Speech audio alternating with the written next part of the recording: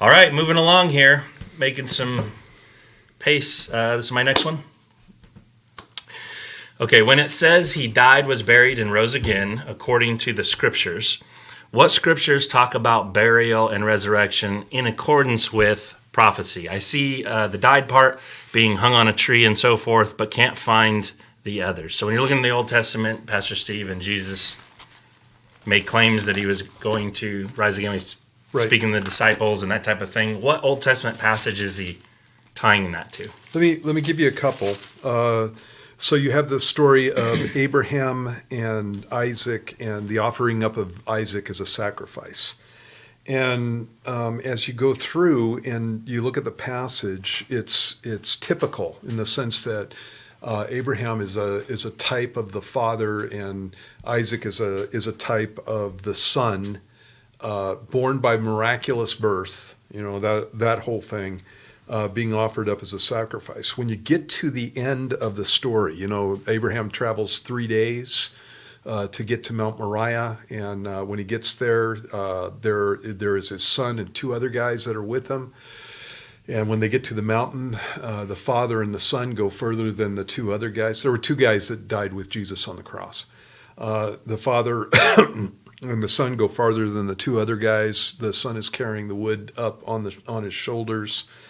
And he asks, where is the lamb for a sacrifice? And Abraham says, God's going to provide himself the lamb for a burnt offering in verse 8.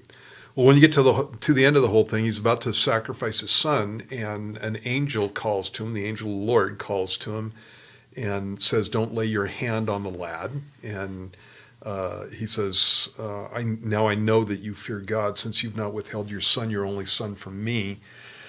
And then there was a ram caught in the thicket, right? Not a lamb. A ram was caught in the thicket. And then Abraham says in verse 14, it says, and Abraham called the name of the place, the Lord will provide, as it is said to this day, in the mount of the Lord it shall be provided.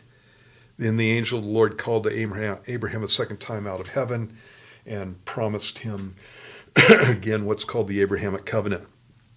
Okay, so that is a passage that lets you know that this is a prophetic thing, and it obviously prophesies the death of Jesus and his resurrection.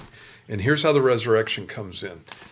In the book of Hebrews, let me get there. I gotta get to the passage. This is in Hebrews chapter 11, and it lets you know what's going on in Abraham's head when he offers up Isaac.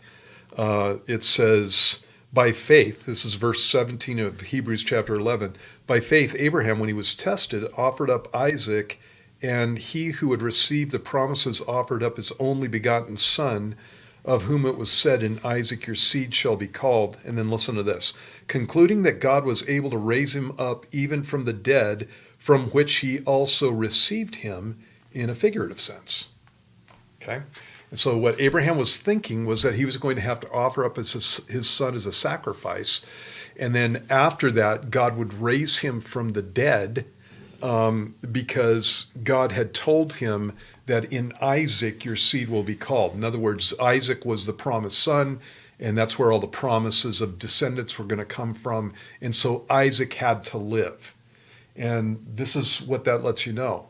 Abraham was told to sacrifice his son on an evening 3 days before he got to Mount Moriah. And so for 3 days, as far as Abraham is concerned, his son is a dead man. And it's on the 3rd day that he got his son back. And so that typically pictures that whole thing. Here's another passage for you, Isaiah chapter 53. And so in Isaiah chapter 53, it's a description of Jesus, a description of his ministry, a description of his death.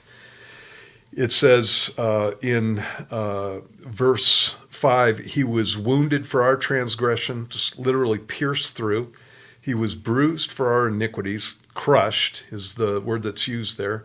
The chastisement for our peace was upon him, and by his stripes we are healed. from our transgressions and our iniquities is what's being spoken about there.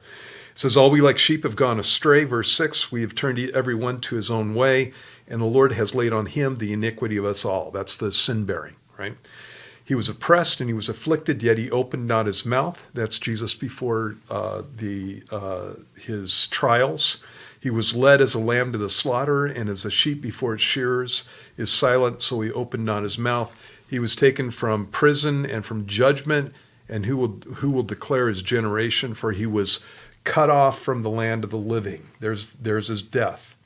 For the transgressions of my people he was stricken, and they made his grave with the wicked, and wicked there is plural, and so he died with two people, but you see the mention of his grave, but with the rich at his death, and rich there is singular.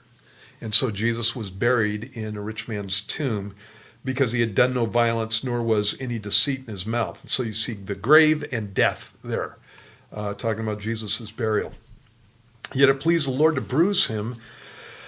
He has put him to grief when you make his soul an offering for sin. He shall see his seed, he shall prolong his days, or cause to his days to be long or to live long, and the pleasure of the Lord shall prosper in his hand. Well, how's that going to happen if he's a dead guy, right? It goes on and it says, he shall see the labor of his soul and be satisfied. By his knowledge, my righteous servant shall justify many, for he shall bear their iniquities. Therefore I will divide him a portion with the great, and he shall divide the spoil with the strong, because he poured out his soul unto death, and he was numbered with the transgressors. Well, how are you going to do that if you're dead? And so there's the implication of the resurrection in that passage. So it's after Jesus dies and is buried that he sees the fruit of his labor. And again, there you have it. And there's some other passages that we could go to, but there you go. There's a couple of them. Okay, so I was just going to ask you about Jonah. Would you use that? And I know the question says not burial, death, resurrection. Mm-hmm. But Jesus says that like Jonah was, and he compares it. And then some of it is like where you pointed out, Paul, or the writer of Hebrews, has insight into the mindset of Abraham.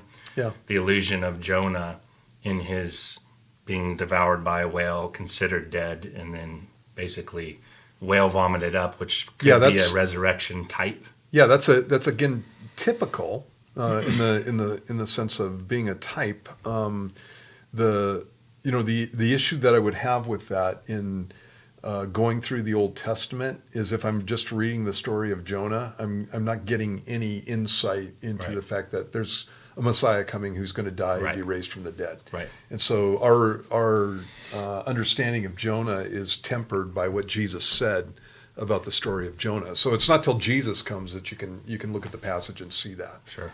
And so again, it's like you have that there.